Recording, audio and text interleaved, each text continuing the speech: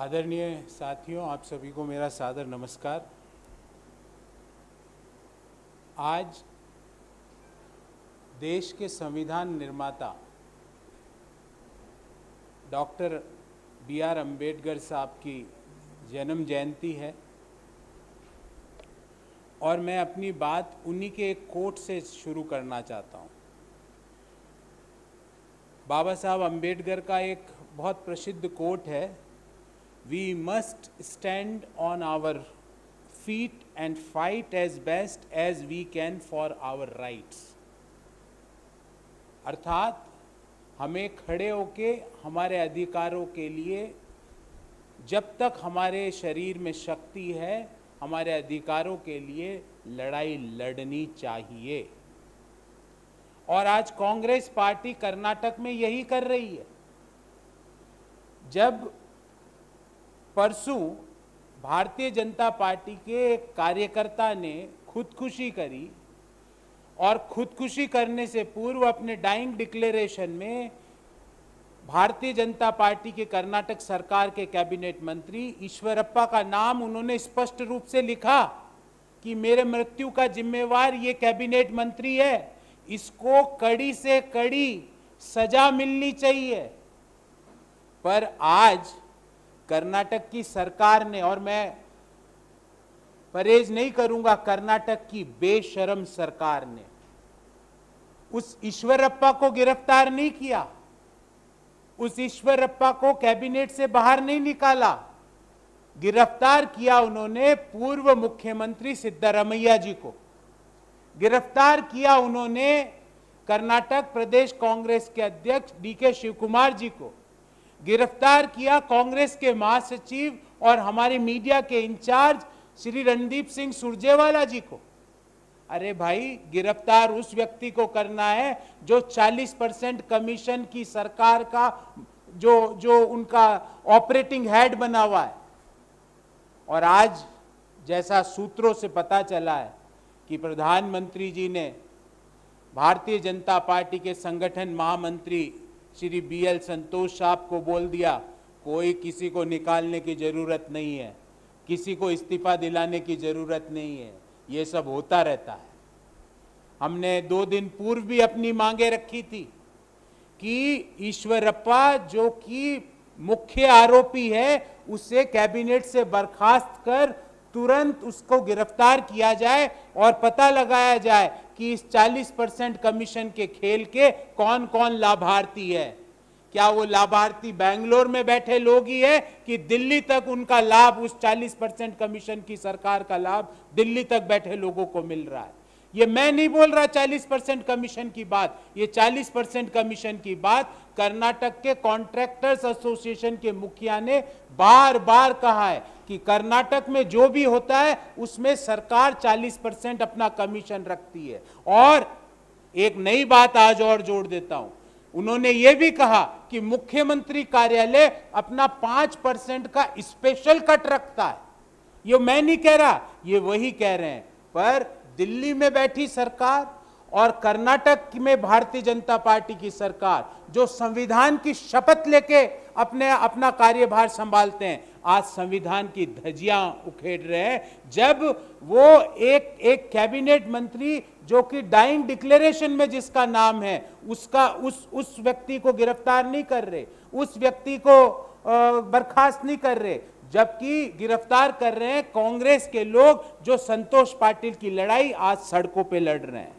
आज कर्नाटक में कांग्रेस पार्टी जो विधानसभा है उसके सम्मुख 24 घंटे का एक धरना दे रही है और उसका उद्देश्य ये है, clean Karnataka from corruption, clean Karnataka from 40% commission government.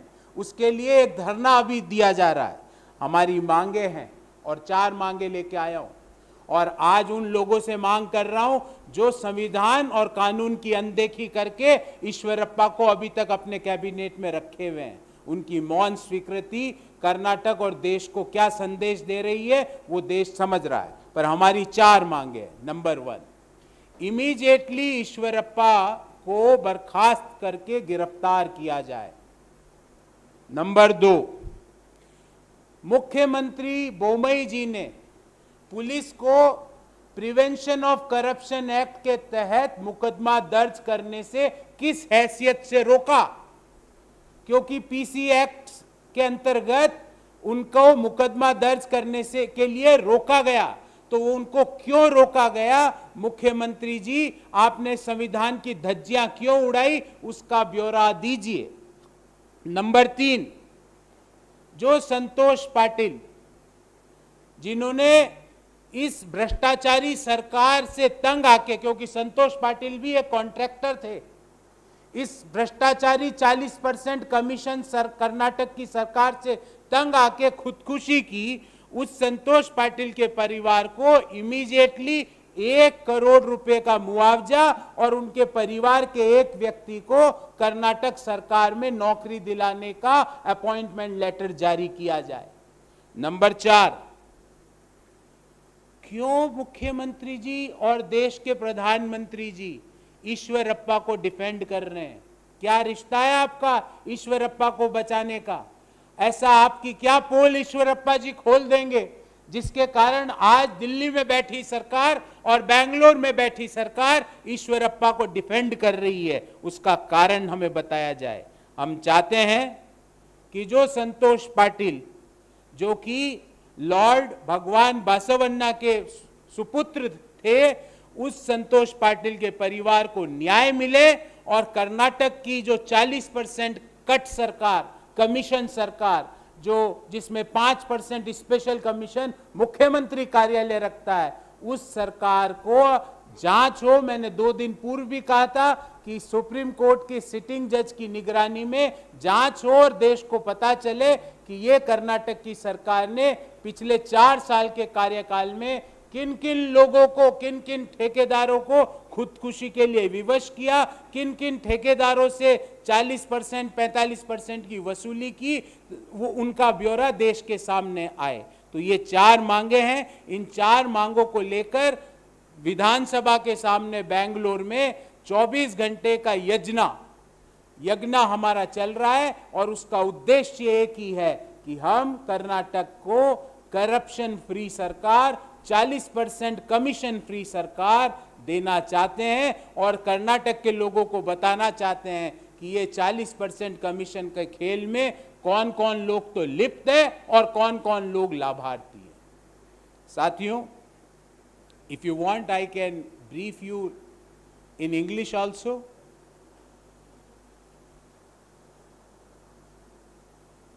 Today, when we are celebrating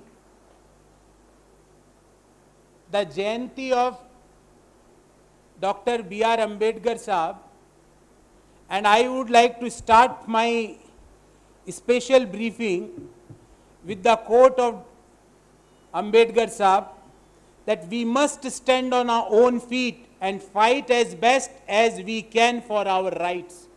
And that is what precisely the Congress party is doing today in Bangalore. Day before yesterday, a BJP worker who is also a contractor had committed suicide. And before committing suicide, he mentioned that Ishwarappa is directly responsible for this. And he had mentioned in his dying declaration that Ishwarappa should be given maximum possible punishment. But today, the 40% commission government of Karnataka, instead of arresting Ishwarappa, they had arrested ex-CM Siddaramaiah ji. They had arrested the PCC chief D.K. Shivkumar ji. They had arrested the in charge of Karnataka and General Secretary of AICC, Shri Randeep Singh Surjewala ji. Are Bomai ji, you were supposed to arrest this Rishwat Khor Ishwarappa, Commission Khor Ishwarappa, and you are arresting the people who are fighting for cleaning Karnataka from corruption, who are having a 24 hours dharna in front of the Karnataka Assembly for cleaning Karnataka from this 40% commission sarkar. In this regard, we have 4 demands. And day before yesterday, I had given you 2 demands from our party. Number 1, but we are adding 2 more today. Number 1, why till date Ishwarappa, who is the cabinet minister and who is the major culprit of provoking Mr. Santosh Patil to commit suicide, why till date Ishwarappa, the cabinet minister of government of Karnataka, is not arrested? Why the chief minister Bommai and Prime Minister Narendra Modi ji is saving Ishwarappa? Why they are defending Ishwarappa? The people of Karnataka and the people of our country wants to get the answer to this first question. Second thing, why chief minister on today's auspicious day, who took the oath of constitution, why he had prevented the local police of Karnataka not to file a complaint or not to file a case under the PC Act? We want to get the answer from Bommai ji and Narendra Modi ji and Amit Shah ji. Number 3, we demand that the family members of Santosh Patil ji who had committed suicide should be compensated by 1 crore rupees of compensation. As it is pointed in his dying declaration also, that he had requested that Chief Minister Bommai, Prime Minister Narendra Modi ji should take care of his family.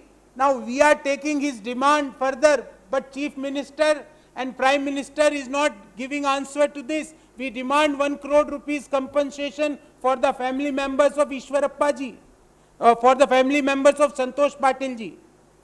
And the last but not least, we demand one job for the family members of Santosh Patil ji in the Karnataka government. Why, on behalf of Prime Minister Shri B.L. Santosh, as per sources, is conveying that whatsoever be the reason, no need to sack Ishwarappa. Whatsoever be the reason, no need to arrest Ishwarappa. What is this going on? The people of Karnataka wants to know that who all are beneficiary of this 40% commission. Because day before yesterday, I gave one quote from the Karnataka Contractors Association President, that whatever Karnataka government do, there is a 40% cut. And today there is one more information that Chief Minister's Office of Karnataka is having 5% special cut. That is what happening in Karnataka. For getting justice to the family members of Santosh Patil, for getting justice for lakhs and crores of contractors who are working in Karnataka, we had raised these 4 demands. Our all local leaders of Karnataka, including the in-charge and AICC General Secretary Shri Randeep Surjewala ji, is having 24 hours dharna in front of the Karnataka Assembly for cleaning Karnataka out of corruption. So this is what is the agenda for this special press briefing. If you have any specific issues on this press briefing, I may take those questions and would like to answer.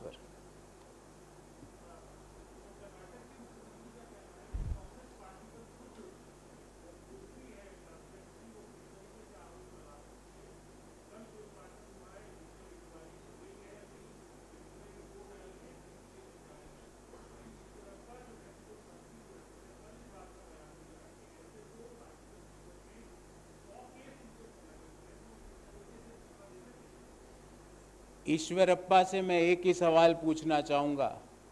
मुझे नहीं पता, उन्होंने अगर उनके पास ऐसे 100 और खुदकुशी के केस है तो मेरी जानकारी में नहीं है, पर क्या उनके पास ऐसे और भी केसेज हैं जहाँ पे कॉन्ट्रैक्टर अब खुदकुशी कर रहा है और खुदकुशी करने से पूर्व एक डाइंग डिक्लेरेशन लिखता है जिसमें लिखता है ईश्वरप्पा मेरी मृत्यु के सीधे तौर पर जिम्मेवार है और उन्हें कड़ी से कड़ी मैक्सिमम सजा होनी चाहिए। क्या ऐसा कोई केस है उनके खिलाफ? क्या ऐसा कोई केस हिंदुस्तान के किसी मंत्री के खिलाफ है और वो अपने पद पर अभी बैठा हुआ है? मेरी जानकारी में ऐसा नहीं है। और कर्नाटक के मुख्यमंत्री जी से सिर्फ एक छोटा सा सवाल पूछूंगा। हम कह रहे हैं मत मानिए, पर आपके स्वयं के राज्य के कॉन्ट्रैक्टर एसोसिएशन के अध्यक्ष खुलेआम प्रेस वार्ता करके ये बोलते हैं कि कर्नाटक की सरकार जो भी करती है उसमें 40% कमीशन लेती है। कर्नाटक के मंत्री जो भी करते हैं उसमें 40% कमीशन लेते हैं। बीजेपी के एमएलएज और एमपीज जो भी मदद करते हैं, जो भी काम देते हैं, उसमें 40% कमीशन लेते हैं। अगर वो झूठ बोल रहे हैं तो बोमई जी उनके खिलाफ केस दर्ज करिए, कर्नाटका कॉन्ट्रैक्टर्स एसोसिएशन के अध्यक्ष के खिलाफ। आपने तो कुछ नहीं किया ना, इसका मतलब आपने मौन स्वीकार किया है। और आज हम भगवान बासवन्ना की संतान की लड़ाई लड़ना चाह रहे हैं।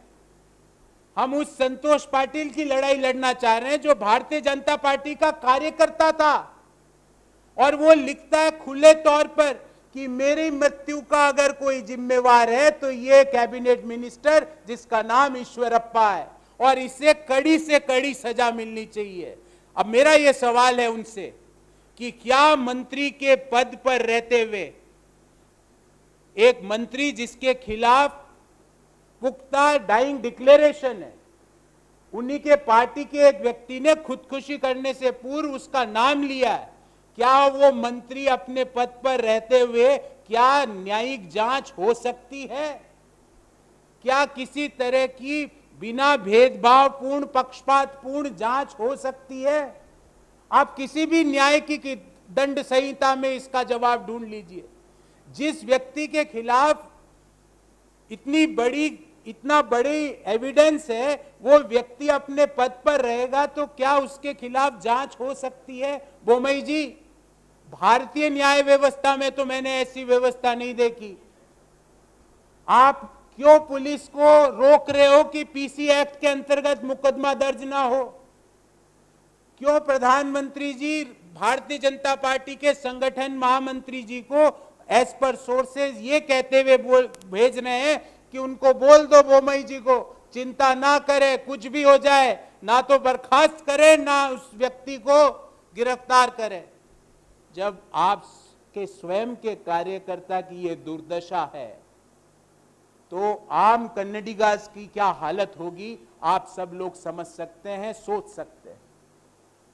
इसलिए हम ये लड़ाई, संतोष पाटिल की लड़ाई, कर्नाटक के हर छोटे से छोटे गांव से लेकर बैंगलोर तक और बैंगलोर से लेकर दिल्ली तक लड़ेंगे। इस व्यक्ति को, ईश्वरप्पा को जेल तो जाना पड़ेगा। मैंने परसों भी बोला था, आज पुनः दोहरा रहा हूं, ईश्वरप्पा को जेल तो जाना पड़ेगा। आप जितनी कोशिश कर लो उसको बचाने की, पर भारतीय कानून व्यवस्था और भारतीय दंड व्यवस्था इतनी मजबूत बाबा साहब ने हमको दी है, संविधान की व्यवस्था, कि ऐसा आरोपी जिसका नाम खुदकुशी करने से पूर्व डाइंग डिक्लेरेशन में है, उसे जेल तो जाना पड़ेगा, उसे बर्खास्त तो करना पड़ेगा। संतोष पाटिल के परिवार को 1 करोड़ रुपया मुआवजा देना पड़ेगा। उसके परिवार में एक व्यक्ति को सरकारी नौकरी देनी पड़ेगी।